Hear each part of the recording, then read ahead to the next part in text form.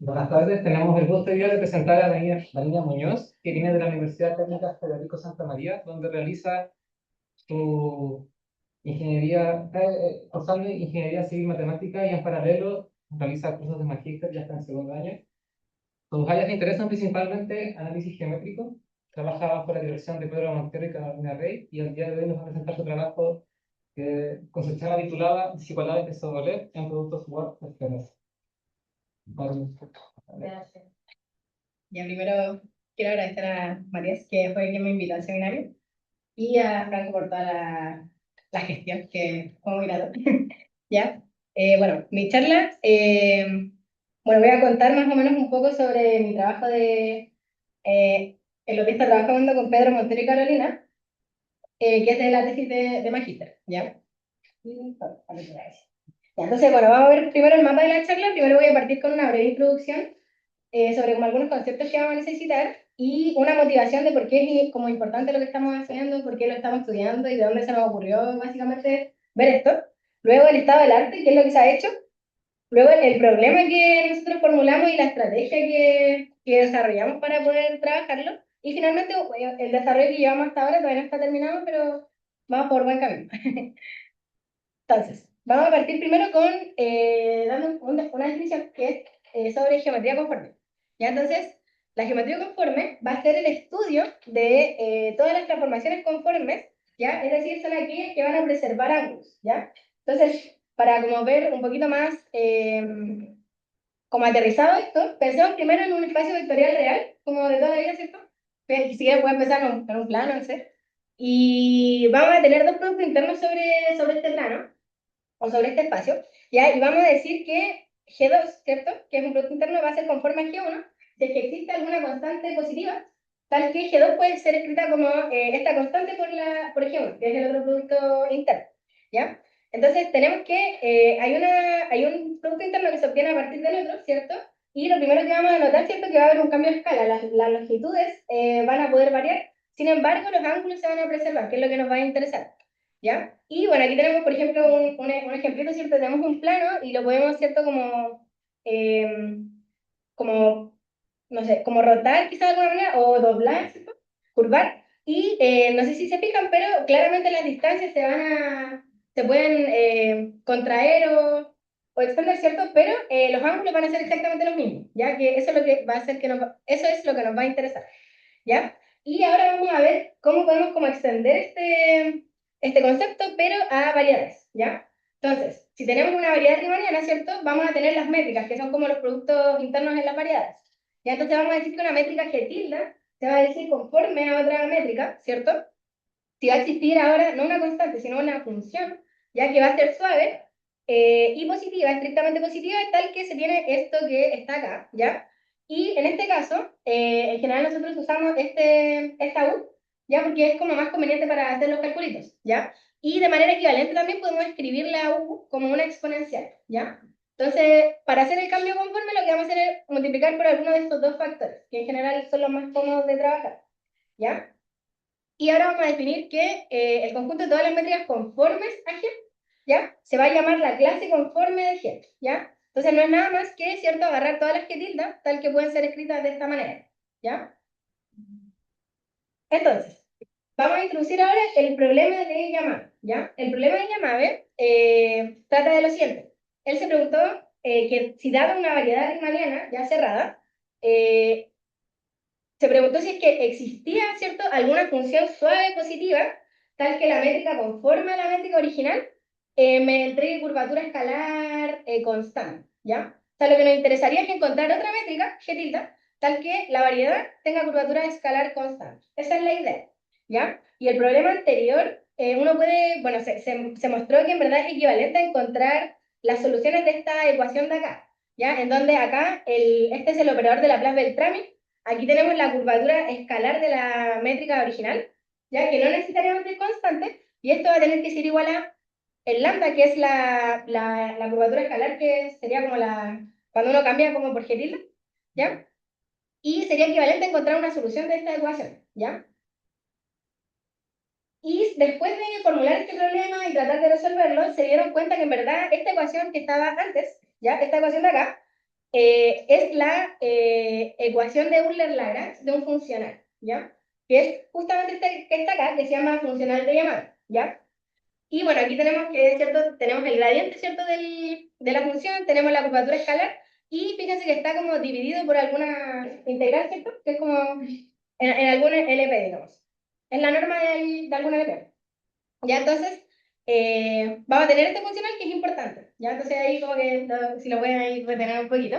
Ya, y bueno, vamos a tener luego la constante de llamada, que no va a ser nada más que el ínfimo de este funcional, va a ser una constante, ¿cierto? Y vamos a llamar m como cursiva al conjunto que minimiza este funcional. Entonces son todas las funciones u, tal que q de u va a ser igual a la constante de llamada. ¿Sí? ¿Van bien hasta ahí? ¿Todo correcto? Ya, entonces ahora vamos con la motivación del problema. Entonces vamos a partir primero en Rn, ¿ya? Y bueno, hay una desigualdad que es súper clásica, que es la desigualdad de Sobol, ¿ya? Que es cómo yo relaciono la norma del gradiente con la norma de la función, ¿ya? Entonces lo que se preguntaron en un trabajo, dejaron esta pregunta, que es que, ya, si esto uno como que pasa este para acá, ¿cierto? Nos queda una desigualdad, ¿ya? Entonces a mí lo que me interesa es ver como ese déficit, como cuánto difiere, ¿cierto? El, esta norma de esta, ¿ya? Entonces lo que uno se pregunta es si este déficit puede llegar a agotar de alguna manera al conjunto de funciones que alcancen esa igualdad. O sea, lo que yo estoy buscando es si es que el déficit me puede dar como, si es que el déficit es pequeñito, si es que me puede dar noción de si las funciones van a estar cerca de las funciones que alcanzan la igualdad. Ya esa es como la idea. ¿Ya? Y después vamos a tener que, estas personas dieron soluciones a este problema, ¿ya? Entonces dijeron que sí, en efecto, como que uno puede acotar a la distancia del conjunto de funciones minimizadoras. Ya, acá tenemos la distancia, tomamos uno cualquiera y vemos qué tan lejos está del conjunto de minimizadores de la ecuación anterior, ya que son las que alcanzan la igualdad, ¿ya? Y lo que vimos es que en efecto sí se puede, ya se puede acotar, esta es el déficit, esta es la distancia, pero lo interesante de esto es que el déficit va a dominar al cuadrado de la distancia. ¿Ya? ¿Y por qué eso es interesante? Porque ese exponente es óptimo, ya en el sentido de que no puede ser más pequeño. ¿Ya? Entonces, no puede ser más pequeño y por ende tiene que ser cuadrático, ¿sí? Y ahora nos vamos al caso de las variedades, ¿ya? Entonces vamos a tener la misma pregunta, ¿ya? Pero en variedades, ¿ya? Entonces acá vamos a tener nuevamente el funcional de Yamabe, ¿cierto? Que el detalle importante es que el funcional de Yamabe, bajo ciertas condiciones, es equivalente al... Voy a volver quizás es importante de mencionar, ¿ya? Tenemos, cuando estamos en el plano, la curvatura escalar como que se nos anula, ¿ya? Entonces como que esto es exactamente lo mismo que lo que está acá, ¿ya? Entonces, al final, el funcional de llamada es una especie de generalización de esta norma, de la norma del gradiente, ¿ya? Entonces, te preguntaron lo mismo, pero para variedades, ¿ya? Entonces, se preguntaron ya, en la distancia, ¿cierto? El déficit de la energía, que es esto que está acá, ¿cierto? ¿Podrá controlar la distancia al conjunto de minimizadores del funcional de llamada, ¿ya? Y mostraron un resultado general, ¿ya? En este paper que está citado al final, ¿ya? Que dijeron que sí, que en efecto como que sí se tiene, y de hecho el exponente siempre va a ser 2 más un gamma, ya que el gamma es no negativo, ¿ya? Entonces, el exponente no puede ser más pequeño que 2. Siempre el exponente óptimo va a ser al menos 2, ¿ya? Y además, probaron que para un conjunto abierto y denso en estas clases conformes, ¿ya? Se puede tomar gamma exactamente igual a 0. O sea que, en verdad, como que hay un conjunto de métricas que el gamma siempre es 0. O sea que como que el exponente siempre es 2, ¿ya? Entonces, después de este trabajo, Frank, ¿cierto? Construyó un ejemplo explícito de una variedad en donde este exponente que les digo que es óptimo era súper cuadrático, es decir, que era más grande que 2, ¿ya? Y este ejemplo en verdad no es muy complejo, de hecho es un producto de esferas, ¿ya? Y el déficit de energía satisface una ecuación de esta forma, ¿ya? En donde el exponente es 4. Y ese es el exponente óptimo, o sea, no puede ser más pequeño el exponente, Y además, la distancia que se usa acá no la quise poner para no cargar tanto la anotación, pero la norma que usan, que es la norma, me parece que en H1, también es óptima, o sea, no puede ser una norma más fuerte, ¿ya?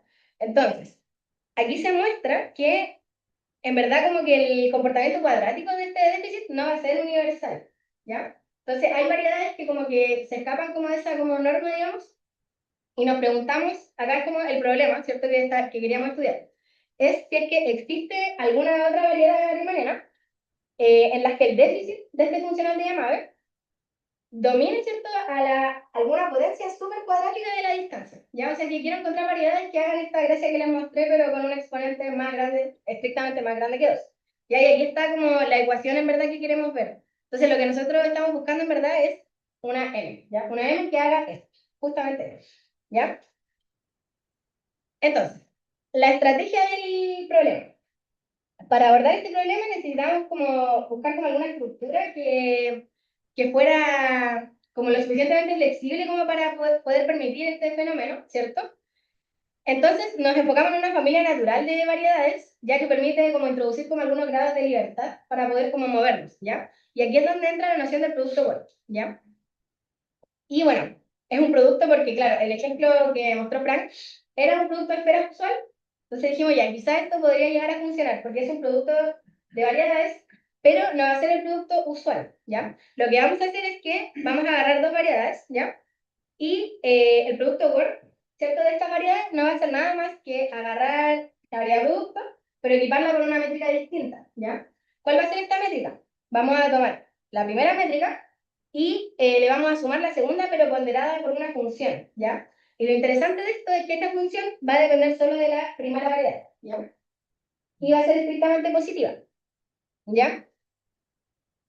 Entonces, a partir de este como, concepto, vamos a reformular el problema que habíamos dicho antes, ¿ya? Entonces, lo que nosotros estamos buscando es si existe un producto WordPress de esferas, ¿cierto? De esta forma, en particular nos tomamos S1 y S3 para partir, ya, porque ahí tenemos, después más adelante van a ver, pero tenemos algunos resultados que nos pueden servir, ya, tal que el déficit de este funcional domine una potencia que sea súper cuadrática de la distancia al conjunto de minimizadores, ¿ya? Y bueno, es decir, que se satisfaga esta desigualdad y tenemos la esperanza de que sea el exponente estrictamente mayor que 0, ¿ya?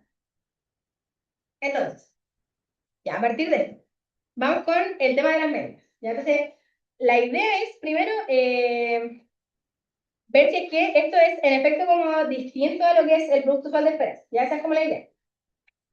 Entonces, primero vamos a ver qué métricas vamos a tomar, vamos a considerar esta variedad, ¿cierto? Entonces, bueno, la métrica de la primera, ¿cierto? Depende solo de una, tienen que pensar en coordenadas esféricas, yo creo. O sea, como la idea. Entonces vamos a tener S1, va a tener el ángulo de S1, ¿cierto? Y el S3 va a ser coordenadas hiperesféricas, si quieres, ¿ya? Y bueno, en verdad va a ser la métrica redonda, ¿ya? Y vamos a considerar Fs tales que por ahora vamos a partir de que queremos que esta variedad tenga curvatura escalar constante porque simplifica un poquito como los cálculos del final. Y en el futuro queremos extender, ojalá, el caso en que una F sea arbitraria, ¿ya? Entonces, para estudiar esto, hay un paper que estudió cuál es la relación entre las curvaturas de los productos buenos, ¿ya?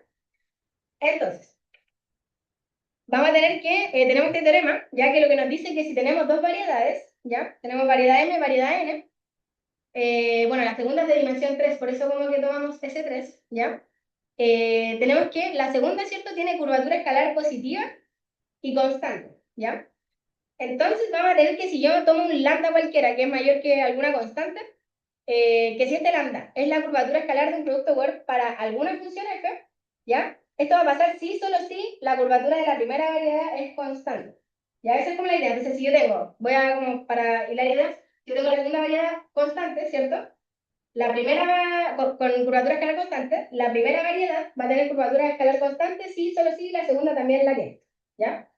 Y acá este lambda 1 va a ser en verdad el primer valor propio de este operador, ¿ya? Entonces, para cualquier constante mayor estricto que esa, nos va a servir, ¿ya? Y a partir de esto, en particular para esta variedad, ¿ya? Se muestra en este mismo artículo que, de hecho, esta relación entre las curvaturas escalares es que yo quiero que que esta variedad tenga curvatura escalar constante lambda, esto se reduce a esta ecuación de acá, que en verdad es una EDO y es bien sencilla, ¿ya? Entonces, donde U va a ser f cuadrado, ¿ya? Y h va a ser la curvatura escalar de C3, que para la métrica que estamos tomando es 6, ¿ya? Pero lo dejamos como h para dejarlo así como general, ¿ya? Entonces nos interesa saber cuáles son estas f, primero, ¿ya? Y también nos interesa encontrar estas f de manera que no sean constantes, porque si son constantes son equivalentes al producto usual de esferas. Entonces queremos ver si es que hay f tal que este producto no sea igual al producto usual de esferas.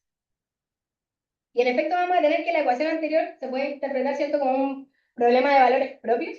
Ya entonces para obtener soluciones que no sean constantes, necesitamos que lambda sea un valor propio de este operador que está acá, ¿ya?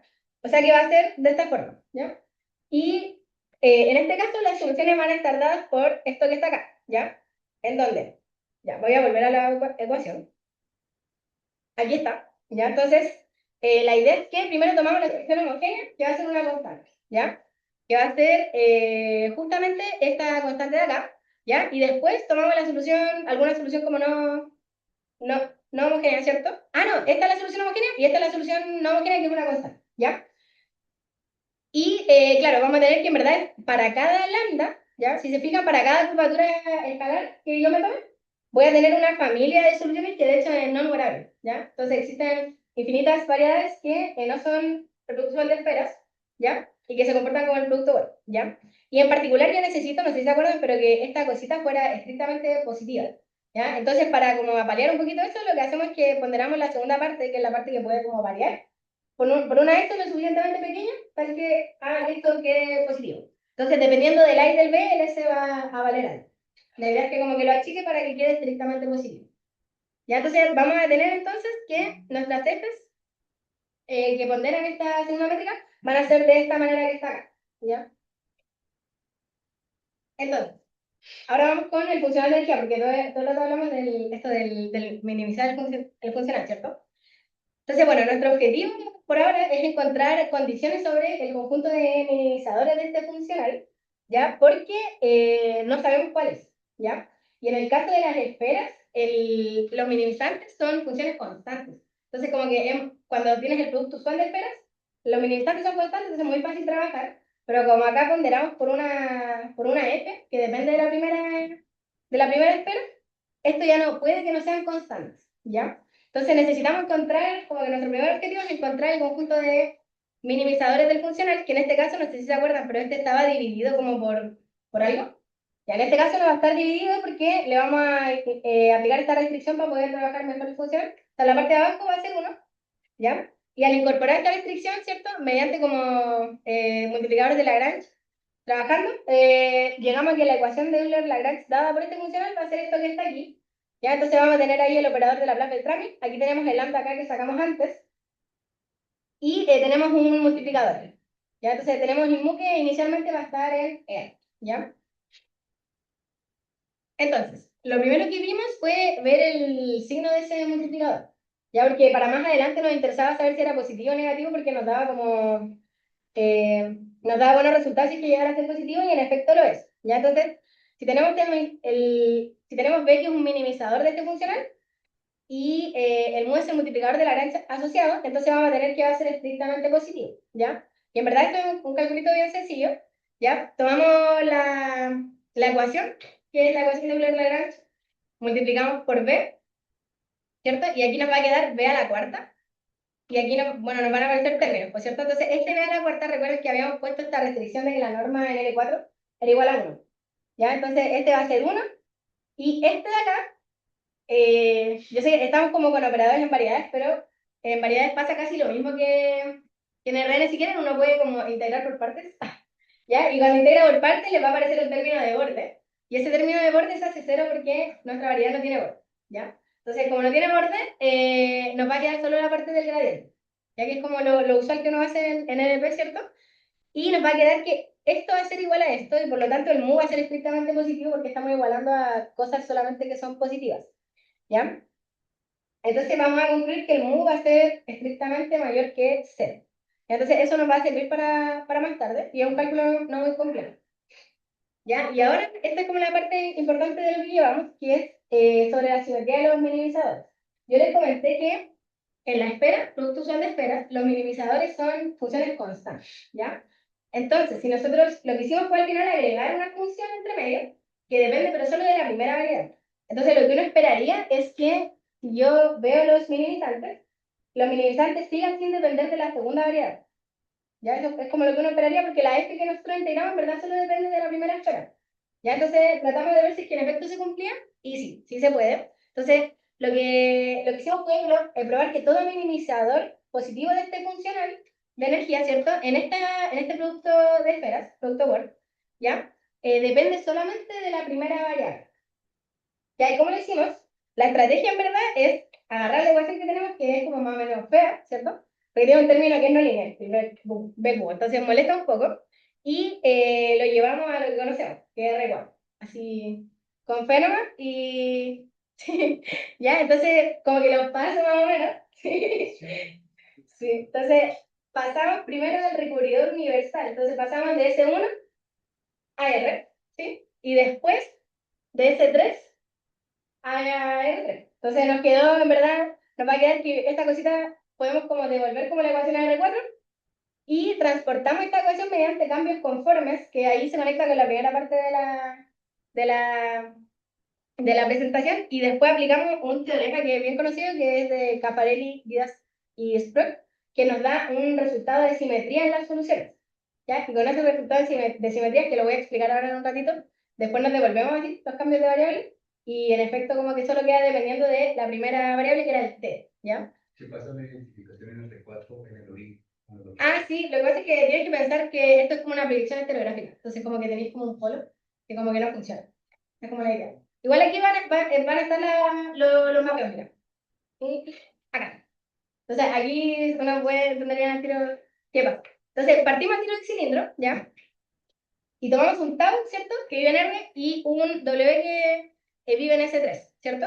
Entonces en particular el W tiene norma 1, ya que estamos trabajando todo en la esfera unitaria. ¿Ya? Entonces yo tomo y agarro el E y lo elevo al tau para generar como las contracciones y extensiones que necesito, ¿cierto? Y lo multiplico por este vector que me va a dar la dirección en R4, ¿ya? Y en particular el E siempre, siempre es positivo. Por más que uno como que quiera, como que no llega a cero, porque no hay ningún número al que tú lo lees que llegue a cero. Entonces lo puedes hacer tan chico como tú quieras, pero nunca lo vas a tocar. Entonces por eso se quita segundo, ¿sí? Ya. Entonces aquí vamos a tener que en coordenadas esféricas vamos a tener esto que está acá, que es lo que es euclidiana, ¿cierto? La métrica usual en R, va a ser esta que está acá, ¿ya? Entonces va a ser el de R, ¿cierto? Y más el R cuadrado por la métrica de R. Sí, sí, sí. ¿Ya? Y en particular estamos tomando R como este E elevado a tau, ¿ya? Entonces podemos como despejar si quieren este de acá, y nos va a quedar esto que está acá, ¿ya? Y importante que este de acá es la métrica cilíndrica, entonces al final a lo que llegamos, es que la métrica euclidiana, ¿ya? Va a ser conformemente equivalente a la métrica cilíndrica, que es la que está aquí, ¿ya? Que es lo que habíamos hablado antes. Como que esta cuestión va como puede como cambiar distancias, pero los ángulos los va a mantener, ¿ya? Y bueno, vamos a tener esto. Entonces, la euclidiana es conformemente equivalente a la métrica cilíndrica, ¿ya? Y, claro, entonces vamos a llegar ahí. Y en verdad, recuerden que nosotros estamos trabajando en productos Word, ¿ya? Y lo que yo estoy tratando de llevar es del Word al producto euclidiano, o sea, a la métrica euclidiana, ¿ya? Estamos tratando de ir hacia allá, ¿ya? Y, ya, ¿qué estamos haciendo? El operador que relevante acá es este que se llama Laplaciano conforme, ¿ya? ¿Y cuál es la gracia que hace? Fíjense que es súper similar a la ecuación que yo tenía, porque tiene un operador de Laplace-Beltrami y tiene la curvatura escalar, que en nuestro caso era un lambda acá. Entonces, si me permiten devolverme solo para como hilar las ideas. Aquí está mi ecuación. Tiene el operador y tiene el lambda acá, pero este está dividido por 6. Entonces, en verdad, este es el operador Laplaciano conforme, pero multiplicado por un 6. ¿Ya? Y la gracia de este operador es que hace esto que está acá. Que si dos métricas son conformes, ¿ya? Entonces, hace esto que está acá. Como que si yo evalúo en una función, en la g tilde, como que es lo mismo que evaluar multiplicado por una phi en la g que está acá, ¿cierto? Y como que me tira para afuera como la phi, ¿ya? Entonces, nos permite transportar ecuaciones al final entre métricas conformes. Esto es lo que hago. Entonces, yo puedo pasar de una métrica a otra, ¿ya? Y la idea es que ya, ahora tenemos esta métrica, que es la métrica Word, ¿ya? Que es la que yo les había mencionado antes, la del principio, ¿ya? Y lo que hacemos es definir como un cambio de variable, ¿ya? Entonces, lo que hacemos es agarrar este dt y lo cambiamos por d tau, ¿ya? Y lo que hacemos es, al final, como que logramos que si uno, bueno, lo que tiene que hacer es como factorizar por el f cuadrado, le va a quedar el d tau más el gs3. Entonces, le va a quedar ponderado afuera por una f al cuadrado. Ya, entonces ahí vamos a concluir que la G de esto, es cierto que es la del producto Word, va a ser conformemente equivalente a la G cilíndrica, ¿ya? Y lo que vimos antes, quizá vale la pena volver, la G cilíndrica es conformemente equivalente a la G euclidiana, ¿ya? Entonces, por transibilidad, si quieren, uno puede pasar de una a la otra. Entonces ahí puedo llegar del producto Word a la métrica euclidiana y con eso puedo cambiar el operador, ¿ya? Entonces, quizás, si tengo... Ya, entonces acá la idea es que ya acá tengo el operador de Laplace, o sea, el Laplaciano conforme, y cuando uno hace la cuentita, en verdad, el término que nos molesta es este, que es el B cubo. Entonces cuando, y bueno, ese término que está como ahí molestando, ¿cierto? Entonces, cuando uno hace la cuenta, ¿qué es lo interesante de la métrica euclidiana? Que la curvatura es cero, ¿ya? Entonces, como la curvatura es cero, se me anula un término como de una, y nos va a aparecer esta ecuación de acá, que esta ecuación es considerablemente más sencilla y este es el laplaciano de toda la vida. ¿Ya? Entonces, partimos de esta ecuación que está como más o menos fea y llegamos a esta en R4. ¿Ya? Y en R4 ya tenemos como harta maquinaria para poder trabajar. ¿Ya? Entonces tenemos esta ecuación y vamos con la aplicación del teorema. ¿Ya? Entonces, ¿qué nos dice este teorema? Básicamente lo que nos entrega es una simetría. ¿Ya? O sea, nos entrega como simetrías de la solución. Entonces, lo que nos dice es que si yo tengo una ecuación de esta manera, que es exactamente igual a la que teníamos nosotros antes, de hecho. Como súper bien, y de hecho como que la G es una cúbica, no tiene nada extraño, ¿ya? Entonces, si tenemos esto, ¿cierto? Con una singularidad en el origen, ya que es justo lo que tenemos nosotros, entonces, lo que necesitamos ver es que si G es localmente Lipschitz y satisface estas tres condiciones, entonces vamos a tener que U va a ser radial, ¿ya? Va a ser radial si es que es una singularidad no removible respecto del origen y si es removible respecto de algún punto, ¿ya? Entonces, si miramos un poquito la G, recordar que el mu era estrictamente positivo, ¿ya? Entonces, vamos a ver cada una de las condiciones. Vamos a tener, primero el localmente Lipschitz, sabemos que U al cubo sí es localmente Lipschitz, ¿cierto? Es no decreciente porque el mu es estrictamente positivo, el 0 mapea al 0 también, así que la primera condición está perfecta, ¿ya? Cuando uno hace la cuenta de acá, ese t te queda como t al cubo. Entonces, en verdad, lo que va a pasar es que te va a quedar una función constante. Esto de aquí es constante, por lo tanto, es no creciente, satisface la segunda, y la tercera podemos tomar, p, lo podemos tomar como 2, y ya está listo, porque vamos a tener un t cuadrado, ¿cierto? Ahí, que en algún punto se intersecta con la t cuba y lo va a pasar, ¿ya? Entonces vamos a tener esto de acá. Entonces tenemos simetría radial, ¿ya? ¿Y eso qué significa? Que mi solución va a ser de esta manera, o sea que depende solo del radio, ¿ya? Y cuando tenemos esto, ¿cierto? En verdad lo que hacemos es devolver el cambio de variable y en verdad si nos devolvemos voy a devolverme el cambio de variable para que lo miremos. Uy, vamos a volver. Cambio de variable, ya acá. Entonces, va a depender solo del radio, y el radio era e a la tau, ¿ya? Y tau en verdad como que solo depende, cuando uno hace el cambio, poquito acá, tau solo depende de t. Entonces, en verdad, como que mi solución solo depende de t, que es el ángulo de la primera esferita, ¿ya?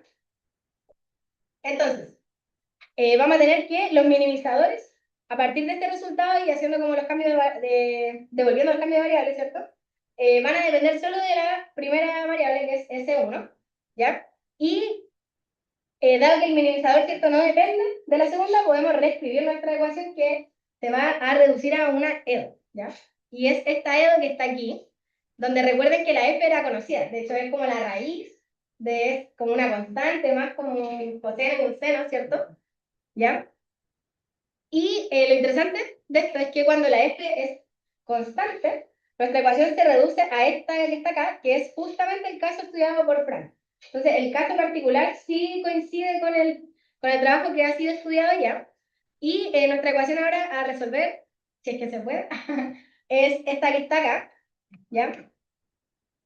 Así que si hay alguna sugerencia al final, también es bienvenida, porque si ustedes la miran está un poco dura, ¿no?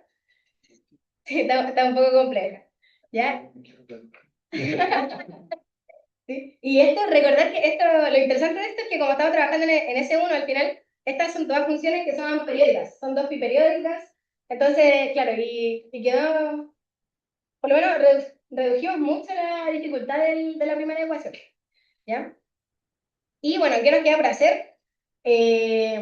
Reducimos, lo que hicimos es reducir el problema, ¿cierto? De una ecuación en este producto a solo S1. Y primero lo que nos queda es encontrar las funciones, por supuesto, que minimizan esta función, todavía no las encontramos, ¿ya? Y ojalá, si es que se puede, ojalá para una F arbitraria también encontrar estas funciones que minimizan. Después tenemos que calcular la constante de Yamabe para cada uno de estos casos y finalmente, ahí con puro calculito, ver si es que en efecto como que se cumple este como fenómeno que habíamos querido revisar, que es como que el déficit acota la distancia pero a un exponente súper cuadrático, ¿ya? Entonces, bueno, al final nuestro objetivo de trabajo es decidir si es que este modelo que estamos presentando presenta un comportamiento similar al ejemplo que se menciona en el paper de Frank. Y bueno, aquí están mis referencias. Aquí, por si es que alguien ahí las quiere mirar. Y otras referencias. Eso sería lo que tenía preparado para el día. Quizás me fui un poco rápido, ¿no? No lo sé. Un poquito, sí. No sé si hay preguntas, consultas. Yo tengo una. ¿Sí? Al final, lo que haces, o sea, más que lo que haces, y las variedades riemannianas que consideras al final están de cierta manera en un R algo, ¿verdad? ¿Cómo? O sea, todas las variedades riemannianas están en un R algo. Son los gastos de producción. Sí, sí, pero Elia, por ejemplo, integró sobre M en algún punto. Sí. Entonces, esa integral, por ejemplo, hay una manera de definir con formas diferenciables, por ejemplo. Claro, sí. ¿Sirve eso también Sí, eso está todo aplicado. De hecho, la forma de volumen, por ejemplo, depende de la F también. Como que está como involucrada. Sí. Entonces, sí, o sea, por lo menos sí, depende es como distinto. No sé si. Sí, o sea, mejor dicho, algunas cosas de aquí dependen mucho de la topología de RN, o puedes hacer sobre una variedad riemanniana en general. Lo que estamos haciendo nosotros es un caso muy específico. Entonces, por ahora yo creo que sí depende completamente de la variedad que estamos tomando, porque nosotros nos tomamos como coordenadas incluso. Estamos trabajando con coordenadas esféricas, entonces particular para estas coordenadas también y para esta materia en específico.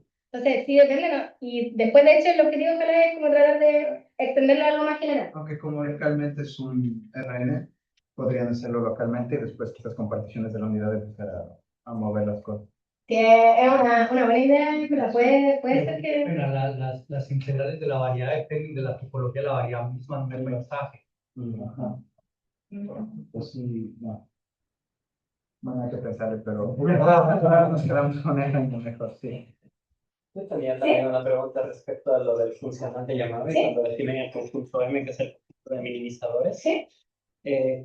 ¿Cómo se sabe que el conjunto de minimizadores no es vacío? O sea, que efectivamente es un mínimo, Ya. y no un ínfimo. Sí, buena pregunta. Y de hecho, el problema de Yamabe, que es el que quizás eso se me fue mencionarlo, el problema de Yamabe está resuelto. Ya está resuelto en todas sus formas, de hecho. Entonces, como para una variedad arbitraria cerrada, me parece que tiene que ser. El problema de Yamabe tiene solución y por ende existen los minimizadores y existe la constante. Entonces, como que uno parte desde esa base de que existen las cosas y construir, sí. Pero el problema de Yamabe tiene solución, ya está completamente resuelto. Así que sí, sí, es buena pregunta. Y otra duda que tenía era, al momento en que ustedes estudiaban el multiplicador de Lagrange, en particular el signo, ¿Sí? que se vuelve positivo, una parte de la demostración, por lo que entendí, recae también en el hecho de que no hay término de borde. Claro. Nulo. ¿Saben quizás qué pasaría en una variedad con borde? Claro, sí. ¿O han intentado estudiar? Sí, sí. Lo que pasa es que va a aparecer un término adicional en la integral. y me parece que aparece negativo. Entonces ahí igual es, sí, es un poquito más complejo de estudiar el signo del... Si podríamos quizá volver, es buena pregunta. Vamos. Ahora, me paseo, ¿no? Sí. A ver, un poquito más adelante. Ya, ahí está. Ahí. Ya. Así que este término se transformaría en dos términos. ¿Cierto? Como, claro, el que tiene gradiente y hay otro término que no me acuerdo cuál es exactamente el resultado, pero ahí como que no, me parece que no aparece como nada al cuadrado, entonces sí hay una complejidad adicional yo creo al incluir la bola, porque no tendríamos certeza del signo de este momento. De hecho, incluso si es que, por ejemplo, la curvatura fuera no constante, o sea, si fuera no constante, también se agrega una complejidad adicional, porque tampoco tendríamos certeza de este signo. Entonces, claro, que la curvatura sea constante, por ejemplo, ya me asegura que este es positivo, y que no tenga borde también me entrega otra... Sí. Me imagino que habría como que estudiar si este término al cuadrado llega a dominar al otro término Claro. para ver si Justamente, sí. resolver el problema. Sí, que es verdad. Otra vez. No sé si hay más dudas o comentarios. Sí, tenía que decir esa parte. Ah, es cierto. No se paga. Sí, me llama un poco la atención esta parte de actividad de la meditación. Más que nada porque se parece mucho cuando uno, cuando está estudiando un poco el de sí, construye funcionales de alguna forma y encuentra los minimizadores con la filosofía de utilizar el teorema de las migas, más o menos. Claro. Pues eso es lo que estás haciendo, ¿qué es lo que pasa, verdad? Sí, justamente es el mismo espíritu. Sí, sí, justamente. De hecho, como que todo el trabajo, al final es como, estamos tratando de aplicar todas las técnicas que uno conoce de EDP. Sí. De hecho, como que la ecuación del final, por ejemplo, todavía nos queda probar igual coexistencia, y ahí me imagino que tendré que usar la exmilion. Ay, pero sí, que sí, el espíritu mismo. Y por ejemplo, en ese caso, está como más o menos por lo que va Franco, digamos, él dijo, ok, si tengo borde, se agrega ese término extra y Claro. bueno, igual tiene todavía un funcional, ¿verdad? Claro. Y yo creo que también se podría funcionar, ¿no? No seguir la misma idea, buscar ese minimizador. O yo no recuerdo bien también las condiciones, porque sé que abordan ese problema de alguna forma, pero no me acuerdo bien cómo era. Esa parte sí no recuerdo. Sí, yo creo que sí, sí debería tener una complejidad adicional, en verdad, agregarle borde. Y me parece que de hecho hay un chico me parece que la Universidad de Chile que está haciendo un trabajo similar con variedades con borde. Ya. Así que yo creo que de que se puede, se debe poder. No he mirado con detalle cómo salía, Claro, sí. porque simplificar todas las cosas Sí, tiene que ser de así verdad. como se compacta la variedad Sí. para que se anule. Sí, justamente. Gracias. Súper. Cuando estabas calculando el valor de S, que tú dijiste que dependía de ATV, ¿es importante buscar el óptimo de ese S para esa desigualdad? ¿O cuál es el que cualquiera? El S del cual, de... Parte de la solución, creo que fue atrás. Abordar la oscilación. Sí, en la oscilación. Ah, sí, ya, podemos verlo. Un poquito más atrás, me parece. Este, ¿no? Sí. Este S, chiquitito. Sí, yo creo que en verdad nos basta, o sea, uno puede encontrarlo, yo creo, de hecho, y me parece que tampoco debe ser único, porque en verdad lo único que necesito es que acote lo suficiente, tal que como que estos sean estrictamente que esté bonito. Entonces, no debe ser único, pero yo creo que basta como con que sepamos que existe. Porque como es una constante, en verdad, como que no va a como complejizar tanto los cálculos, basta con saber que como que está ahí. De hecho, incluso puede que sea hasta no numerable, porque basta con todo. Debe ser como un intervalito, yo creo. Y para lambda cada, SK, bueno, está acotado por dos. ¿Qué pasa con los valores, digamos, menores que dos? Bueno, el cero, tiene cero ahí lambda acá, pero ¿qué pasa con valores negativos? ¿Qué interpretación le das a eso? Ya. Sí, lo que pasa es que, según yo, esto viene de, vamos a mirar la ecuación. Ya, esta ecuación, para resolverla, hay como dos casos, en que este lambda es valor propio del operador que mostramos, que es este que está acá, y si es que no es valor propio. Si es que no es valor propio, entonces esta ecuación tiene solución, me parece que las soluciones son todas constantes. Entonces, este caso no nos interesa. Entonces, ahí es como que acotamos y nos quedamos solo con los valores propios del operador. Porque en el caso en el que no son esos, las soluciones esas son constantes. Entonces, ahí nos acotamos solo a ese caso. Y cuando uno se acota a este caso, en verdad, estos, si uno calcula los valores propios de este operador, son esos, como calculados. Entonces, claro, como que en verdad no nos interesan los otros casos porque son equivalentes al producto usual de esperas. Y por eso nos quedamos solo con eso. Esa es la idea. ¿Alguien tiene otra pregunta? No, agradecemos nuevamente a la.